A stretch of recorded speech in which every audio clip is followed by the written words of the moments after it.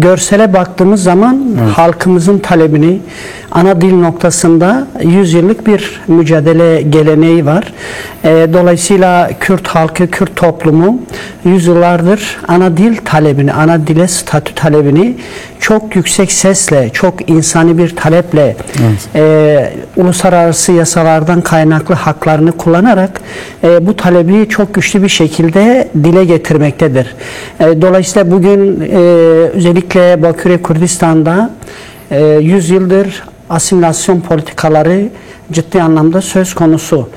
Kürtler kendi aralarında, sokaklarında, mahallelerinde kendi ana dillerini evet kullanmakta. Ancak tüm bilimsel veriler, eğitimin gerçekten yaşam bulması için öncelikle eğitimin şart olması gerekiyor.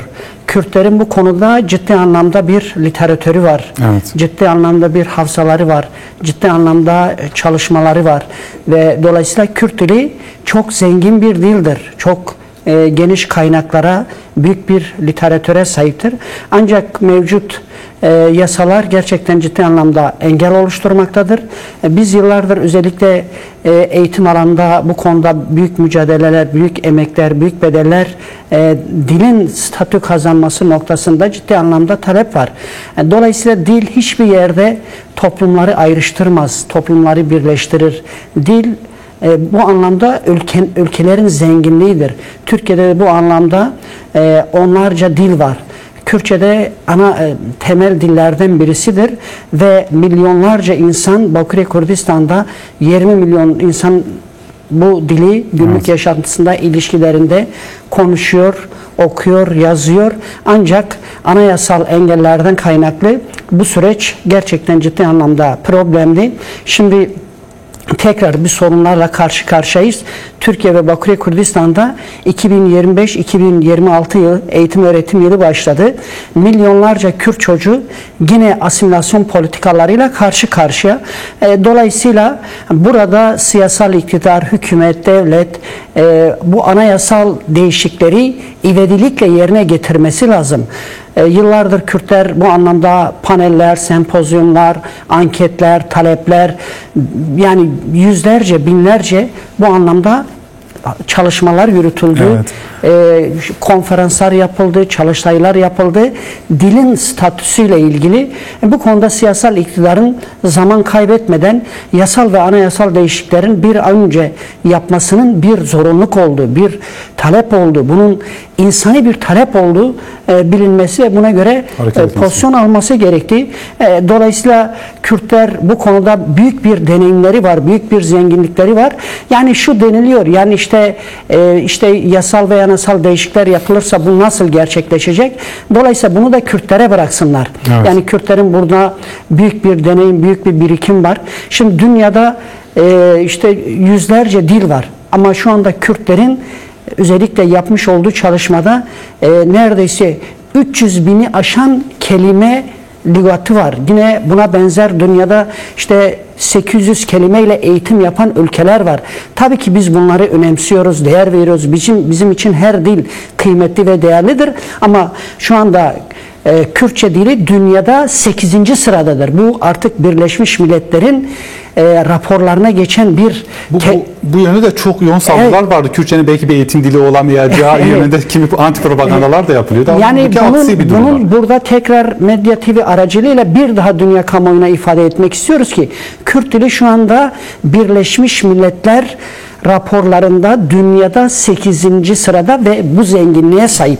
Dolayısıyla bu konuda bir algı söz konusu, büyük bir haksızlık, büyük bir tahammülsüzlük Kürt dili için söz konusu. Biz burada tekrar ifade ediyoruz. Bu kadar zengin, bu kadar dünyaya mal olmuş, bu kadar işte Birleşmiş Milletler raporunda yer alan bir hakkı gerçekten başta Türkiye olmak üzere ivedilikle yasal ve anayasal değişikliklerin bir an önce yapması ve Kürtçenin kadim diller arasında yer alan dillerin eğitim dili olması noktasında değişikliklerin yapılması.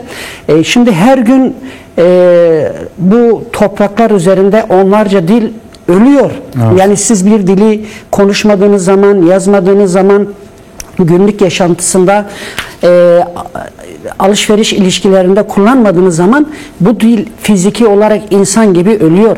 Dolayısıyla bu konuda biz tekrar bir başta halkımız yine siyasal iktidarı bu anlamda duyarlılığa davet ediyoruz. Halkımız bu konuda taleplerini daha zengin, daha güçlü bir şekilde dile getirerek siyasal iktidarın da bir an önce bu asimilasyon politikalarına vazgeçerek yasal ve anayasal değişikliklerin bir an önce gerçekleştirerek bunun yerine getirmesi ve bunun bir eğitim dili noktasında da bu taleplerin yerine getirilmesi noktasında ifade etmek istiyoruz. Değerli Yılmaz Güneş, bir barış ve demokratik toplum süreci var. Peki dilerseniz o konuya da konuşalım. Yani bu süreç devam ederken belki 100 yıllık bir inkar politikasından artık vazgeçme konuşuluyor bir yerde de. Bu ana dilinde eğitim ıskalanarak sağlanabilir mi? Evet, yani siz de bahsettiniz. Yani işte Ekim ayından başlayarak yaklaşık işte 10 ayı aşan ülkemizde bir süreç devam ediyor. Barış ve demokratik çözüm süreci diye ifade ettiğimiz barış ve demokratik toplum süreci olarak değerlendirdiğim bu süreçte tabii ki ana dil bunun merkezindedir. Yani biz ana dil sorunu çözmeden gerçekten yani barışı nasıl sağlayacağımızı, barış sürecini nasıl öreceğimizi noktasında ciddi anlamda kaygılar var. Yani ana dil bunun en önemli ayaklarından birisidir. Yani barışın dili ana dil olmalıdır. Barışın dili hoşgörü dili olmalıdır. Barışın dili ana dili kabul etmekten geçmelidir. Yani bir toplumun ana dili inkar ederek yani bir barış sağlanabilir. Ancak o barış bir hoşgörü, bir toplumsal barış, bir toplumsal uzlaşı, demokratik bir toplumu inşa etme noktasında en önemli saç ayaklarından birisinin eksik olacağını biz düşünüyoruz. Dolayısıyla burada ana dil meselesi temel taleplerden birisidir. Evet. Ana dil meselesi barışa gidecek en uzun yollardan birisidir. Dolayısıyla siyasal iktidar bu süreci örgütleyen, başta şu anda mecliste demokratik sürecin aşılmasıyla ilgili kurulan bir komisyon, sanırım bunlar hepsi bunun farkında, bunun ne kadar önemli olduğunu farkındalar. Dolayısıyla barışa giden yolda ana dil bunun en önemli saç ayaklarından birisidir. Bunun ıskalanması, bunun ötelenmesi gerçekten barışa katkı, biz barış mücadelesini veriyoruz. Tabii ki toplumsal barış, toplumsal uzlaşması sağlanması noktasında yıllardır büyük bir mücadele, büyük bedel var. Evet. Ama ana dil noktası da bunun en önemli mekanizmalarda en önemli saç ayaklarından birisidir.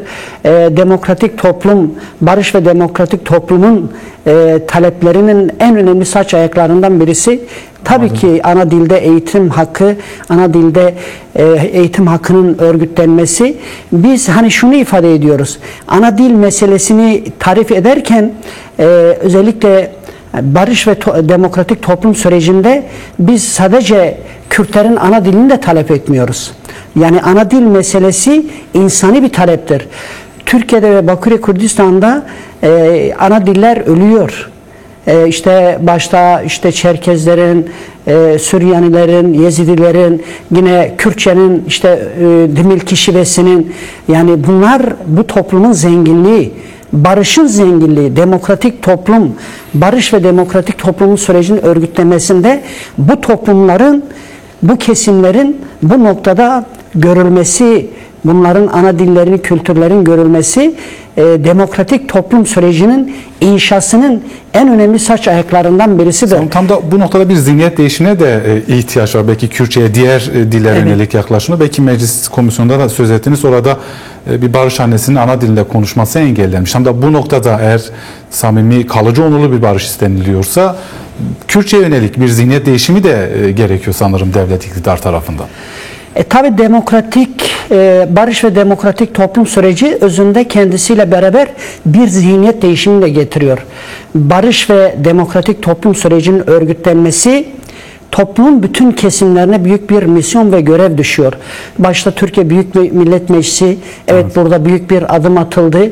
Bir komisyon Türkiye Cumhuriyeti'nin işte 100 yıllık tarihinde, yani işte 100. yılı kutlandı, geçti. 101. yılına girdi. Dolayısıyla bir Kürt annesi, bir barış annesi Türkiye Büyük Millet Meclisi'nde kendi diliyle barışı, kendi diliyle, kendi rengiyle, kendi yaşam tarzıyla ifade etmesi meclis açısından, yani hani çok şey ifade etmek istemiyoruz ama gerçekten kabul edilebilir bir durum, bir tutum değildir. Yani şimdi barışı sağlayacağız ancak dil bunun içinde olmayacak. Dolayısıyla burada o komisyonun başta annelerimizde, bu halkımızda bir özür borcu var. Bu özür borcu da şudur: hazırlayacakları raporda ana dilin yasal ve anayasal altyapısının nasıl oluşacağı, bunun nasıl şekilleneceğini öncelikli raporların içerisinde bunun yer alması, belki annelerimizden özür dilemeleri en büyük şey bu olacak. Evet. Hani belki sözlü olarak ifade edebilir. Bu da önemlidir ancak hazırlayacakları bu çözüm sürecine ilişkin barış ve demokratik toplum sürecinin yol haritalarının bir raporların içerisinde de ana dilinde gelecek eğitimin bu raporların içinde yer alması ve özellikle Ekim ayında açılacak meclisin en önemli gündemlerinden birisi de bu olmalıdır. Evet. Dolayısıyla hem diğer az önce ifade ettiğim, başta işte Baküre Kürdistan'da ve Türkiye'de yaşayan değişik halkların da ana dillerinde eğitim olanaklarının sağlanması bu yasal ve anayasal düzenleme çerçevesinde ele alınması gereken en önemli soruların başından geliyor. Değerli İlmaz Güneş, 100 yıllık bir asimilasyon politikası var, buna dikkat çektiniz. 100 yıl boyunca devam eden bu saldırıya karşı Kürtçe korudu, geliştirdi. Hatta kendini de bugünlere taşırabildi. Elbette yoğun bir mücadelenin büyük bedellerinin sayesinde bugüne gelebildi Kürtçe ve tam da bu anlamda belki Kürtçenin yaygınlaştırılması, asimilasyon politikalarına karşı durması için önemli çalışmalar da yürütülüyor. Belki kültür, dil dernekleri var. Bir anlamda da yerel yönetimlerin önemi burada ön plana çıkıyor. Peyas Belediyesi de önemli çalışmalara imza atıyordu. Nasıl bir çalışma içerisinde Peyas Belediyesi? Tabii yani ana dilde eğitim mücadelesi çok tarihi bir süreç. Yani yaklaşık olarak 100 yıllık bir süreçte başta bu mücadele içerisinde şu anda aramızda olmayan, hayatını kaybeden tüm arkadaşlarımızı, tüm yoldaşlarımızı tekrar saygıyla anıyorum. Onların mücadelesinde saygıyla eğiliyorum. Evet, büyük bedeller verildi. Başta işte Baküre Kürdistan'da, Türkiye'de yani dilin gelişmesi için dernekler kuruldu. Büyük bedeller verildi. Evet. İşte biliyorsunuz 2016 yılındaki özellikle darbe sürecinde bu kurumların hepsi kapatıldı. Mal varlıklarına el konuldu. Bütün altyapıları gerçekten yok edildi. Onlarca bu konuda mücadele eden arkadaşlarımız sürgün durumunda kaldı. Tüm bunlar ana dil mücadelesi için. Ancak bu konuda biz herhangi bir şey duymuyoruz. Tekrar bu mücadele içerisinde arkadaşlarımız işte az önce İstanbul'daki yürüyüşte de görüldü. Evet. Çok zengin bir talep, çok güçlü bir talep, çok sesli bir talep olarak arkadaşlarımız ifade ediyor, halkımız ifade ediyor. Buna öncülük yapanları tekrar buradan kendilerine başarılar diliyorum.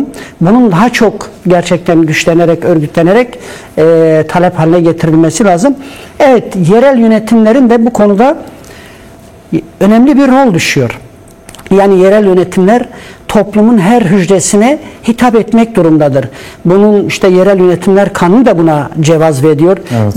53-93 yerel yönetimler kanunu başta toplumun eğitim hakkı olmak üzere tüm konularda gerçekten üzerine büyük bir sorumluluklar düşüyor. Yani bizler de Peyas Belediyesi olarak geçmiş dönemde de çok zengin bir külliyata sahip. İşte Cigerhun Kültür Merkezi, onun o kültür merkezimizin bir şekliyle işte kayımlar eliyle farklı kurumlara şu anda verildi. Büyük orada bir deneyim yaşandı.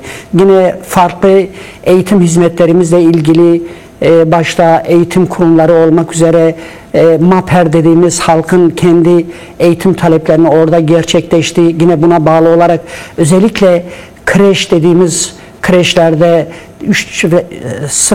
3 yaş ve 6 yaş aralığındaki çocuklarımızın orada kendi ana dillerinde eğitim faaliyeti yürütmesi noktasında büyük çalışmalar yürütüldü ve dolayısıyla özellikle 10 yıllık kayyum rejimi tüm bu kurumlarımızı, hafızayı gerçekten dağıttı. Ancak Kürt halkı eğitim hakkı talebi noktasında ortaya koymuş olduğu direnç, mücadele hattı, örgütlük, yerel yönetimler de bu konuda da kendi tutumunu belirledi. 2024 yılı seçimlerinden sonra yerel yönetimlerimizin ilk başa geldiği, yapmış olduğu hizmetlerden, en temel hizmetlerden birisi de ana dil ve kültür çalışmaları. Bu çalışmalarımız her ne kadar sekteye uğradıysa da halkımızın bu talepleri doğrultusunda 2024-2025 yılında Peyas Belediyesi olarak Zarokistan bir şemsi olarak tarif ettiğimiz Zarokistanların çoğaltılması, bunların farklı isimler altında eğitim öğretime hazır hale getirilmesi, Zarokistan'ın bünyesinde Peyas Belediyesi'nin Halhalok ve Perperike 2 tane kreş şu anda hizmet veriyor. 2024 yılında yaklaşık 150 civarında çocuğumuz orada hizmet gördü. Yaklaşık 600 civarında ailemizin bize başvurusu vardı. Ancak imkansızlıklar, bizim işte özellikle gasp edilen eğitim kurumlarımız kayyumlar aracıyla farklı kurumlara bu eğitim kurumlarımızın tahsis edilmesi, ancak kısıtlı olanaklarla biz 2 tane kurumumuzu açabildik. Çok başarılı faaliyetler yürütüldü ve 160'a yakın ailemizin çocuğu orada kendi ana dilinde, yani çoklu dediğimiz eğitim, ana dilinde çoklu eğitimin programı uygulandı ve çocuklarımız başarılı bir şekilde 2024-2025 yılını geride bıraktı. Biz Peyas Belediyesi olarak 5-6 Haziran'da bir çalıştay düzenledik. Yani Zarokistanlar üzerinde ilk defa Bakuri Kürdistan'da ya da Türkiye'de bu bağlamda bir çalıştay gerçekleşti. Çalıştayımızın amacı şuydu. Yani halkımızın, biz bir anket yaptık. Halkımız ne istiyor? Özellikle kreşler konusunda, eğitim konusunda halkımızın anketlerle talebini aldık. Talep şuydu. Biz ana dilde şu hizmeti almak istiyoruz. Kreşler başta bunlardan birisi. Yani özellikle bu hizmete erişim hakkı elde edemeyen, yoksul, yani buna gereksinim duyan değişik toplumsal kesimlerde ciddi anlamda talep geldi ve biz Peyas Belediyesi olarak dedik, acaba bu yıl bu sayılarımızı artırabilir miyiz? Dolayısıyla yeni planlamalar yapıldı. Yaklaşık 600 küsur ailemiz bize başvuruda bulundu. Evet. Yani ben bu çocuklarımı çok dilli eğitim hakkında faydalanmaları istiyorum. Dolayısıyla bizim yerel demokratik yönetimler tüzüğümüzde, genelgelerimizde, faaliyetlerimizde çok dilli hizmet, eğitim de bunlardan birisidir. Yani çok dilli hizmet dediğimiz zaman, yani biz sadece buradan Kürtçeden bahsetmiyoruz. Belki yaşadığımız işte ilçede, kasabada, beldede yani işte Kürtçe yoğunluk olarak kullanılabilir, ama bunun yanında şu anda yok olmayla karşı karşıya kalan diğer leçeler de var. Evet. İşte başta bunda Dimilki leçesi var ya da işte Süryani diliyle ilgili, Ermenice ile ilgili, yani değişik toplumsal kesimlerin yaşadığı kentimizde bunlara yönelik de hizmetlerin verilmesi. Dolayısıyla bu çalıştayımızda da şu çıktı açığa: bir, bu kreşlerin sayılarının arttırılması, her mahallede kreşlerin kurulması ve daha geniş bir alana yayılması noktasında çalıştayın temel görevlerinden birisi çıktı. Evet. Yine bu çalıştayda özellikle Bakuri Kürdistan'da bulunan yerel yönetimlere de çalıştayımız şu çağrı yaptı. Yani tüm il ve ilçelerimizde buna olanakların sağlanması, çok dilli hizmetinle beraber çok dilli eğitim programlarının, müfredatın geliştirilmesi noktasında Çalıştay'ın temel çağrılardan da birisi de bu oldu. Dolayısıyla biz de Çalıştay'ın bizim önümüze koymuş olduğu görev ve sorumluluk bağlamında bugün işte çocuklarımız kreşlerimize geldiler, şu anda öğretmen arkadaşlarımız, işte eş başkanlarımız, meclis üyelerimiz, tekrar buradan kendilerine de başta çalışanlarımız olmak üzere, eğitim çalışanlarımız olmak üzere burada emeği geçen her arkadaşımıza bir daha burada teşekkür ediyoruz. Çünkü gerçekten çok kısıtlı olanaklarla büyük emekler veriliyor. Yani biz bunu bu şekilde ifade ederken belki bu çok abartılı gelebilir, değil. Dolayısıyla bugün belediyelerimizin kısıtlı olanaklarıyla bu hizmetleri halkımıza ulaştırmak çok kolay olmasa gerek. Evet. Ama tabii ki bu bizim en temel görev ve sorumluluklarımızdır. Aynı zamanda da barış ve demokratik toplum sürecini örgütlerken bunu da bir görev ve sorumluluk olarak, yani dil mücadelesinin, kültür mücadelesinin de barış ve demokratik toplum sürecinin örgütlemesinin ana saç ayaklarından birisi olduğunu da düşünerek bu çalışmaların daha zengin, daha farklı yol ve yöntemlerle yürütülmesi bizim temel görev ve sorumluluklarımızın arasında. Değerli Yılmaz Güneş, çok teşekkür ediyoruz. Çok sağ olun. Zor spasçı bu tebriğini. Eziz boy alikariye ve spas dikim jideleme raji. Eğer bangavaziye ko hem tuhazın bu Kurdici gelimeyin hakullüme temaşet kun tuhazın çıpejin derbari zamanı kurdu. Beli. İrol Bakuri Kürdistan'ı ve Türkiye serdema perverde yanı destekir. Emre deri disa bangavazi dikin jiboy gele xwe lhamu geleme lqade xwe kolane xwe لجیه کارگی خواه لزمان خودی در کبن زمان به جیان ما روزانه امروی دری دیسا سلاح و حرمت خواه جوان را دشینن سرکتن دخازن جواره